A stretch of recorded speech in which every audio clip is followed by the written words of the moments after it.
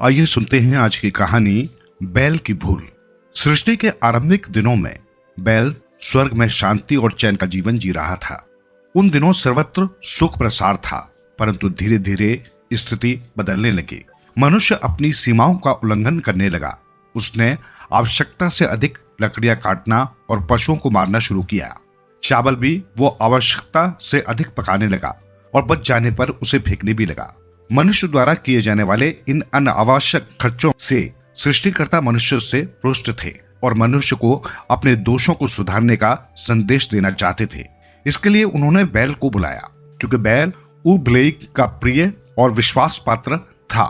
ऊबलई ने बैल को बुलाकर उसे मनुष्य को अपना संदेश पहुंचाने के लिए कहा। उसे सारी बातें समझाई और मनुष्य से ये कहने के लिए कहा कि यदि मनुष्य सुखपूर्वक जीना चाहता है तो वो ऊबलई की बात मान ले।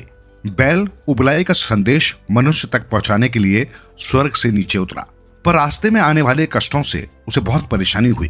पृथ्वी पर उसे तरह तरह के कीड़ों ने काटना शुरू किया। एक कौवा वहां से गुजर रहा था। उसने बैल का कष्ट देखा और उसकी पीठ पर जा बैठा। बैल की पीठ पर बैठकर उसे काटने वाले कीड़े मकोड़ों को अपनी चोंच से भगाने लगा। बैल ने राहत की सांस ली, क्योंकि इन कीड़े मकोड़ों से वो बहुत परेशान था। उसने कौवे को धन्यवाद दिया। बैल और कौवा आपस में बातचीत करने लगे। कौवे ने बैल से पूछा कि वो कहाँ जा रहा है और क्यों। बैल ने कहा कि उसे ऊबलई ने भेजा है और वो मनुष्य को उसका संदेश देने जा रहा है। तो कौवे ने पूछा कि आखिर वो कौन सा संदेश है जिसे पहुंचाने के लिए वो स्वर्ग का सुख छोड़कर चला आया।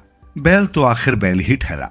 कौवे की बातों से प्रभावित भी था। फिर कौवे ने उसकी सहायता भी की थी और उसके प्रति धन्यवाद भी देना चाहता था। उसने ऊबलई का पूरा संदेश कौवे को सुना दिया।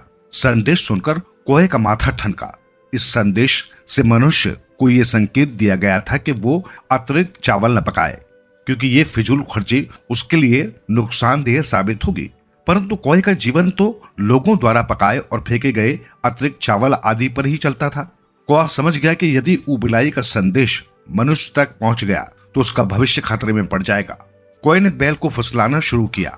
उसने बैल से अपने द्वारा किए गए उपकार को याद दिलाते हुए कहा कि वो अपना पूरा संदेश मनुष्य तक न पहुंचाए, नहीं तो वो भूखों मर जाएगा। बैल सीधा साधा प्राणी था। वो कौवे की चिकनी चुपड़ी बातों में आ गया। वो इस बात के लिए राजी हो गया कि वो ऊबलई के संदेश में संशोधन करेंगे और उसे सुविधा अनुसार काट छाट कर मनुष्य तक पहुंचाएगा। बैल ने कौवे से किया गया वादा निभाया। उसने ऊबलई का संदेश आंशिक रूप से मनुष्य तक पहुंचाया गया। मनुष्य ने बैल की बातें सुनी और उन पर अमल करने पर राजी हुआ। परंतु संदेश देकर जब वो वापस ऊबलई के पास पहुंचा तो संदेश में काट छाट करने के लिए वो अपराध बोझ से ग्रस्त हो गया।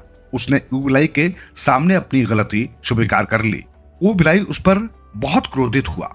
उसने क्रोध में पहले बैल के मुंह पर और फिर पसलियों पर प्रहार किया। इसका परिणाम यह हुआ कि बैल के ऊपर के सभी दांत टूट गए और पीठ उबड़ खाबड़ हो गई। इसी कारण बैल की पीठ आज भी अजीब आकार की है। ऊबलई बैल को स्वर्ग से निष्कासित कर दिया गया।